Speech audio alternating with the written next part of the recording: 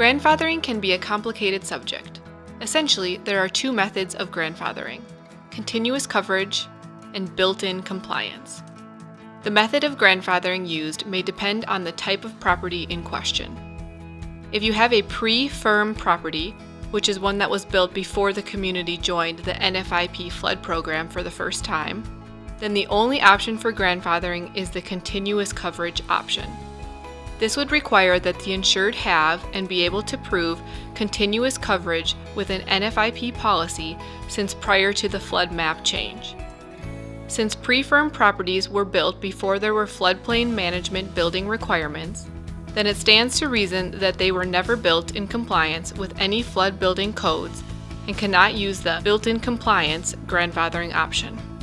A post-firm property, one built after the community joined the flood program for the first time, can use the continuous coverage option as well as the built-in compliance option.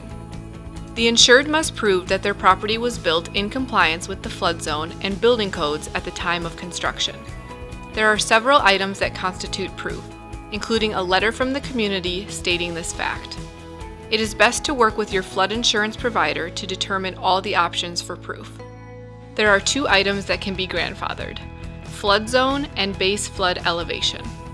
For example, if your insured was in an A12 zone with a 10-foot base flood elevation and their property is remapped to an AE zone with a 12-foot base flood elevation, grandfathering would allow that property to be rated at the old A12 zone with that 10-foot base flood elevation.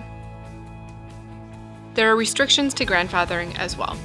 It does not allow a property owner to grandfather a policy type.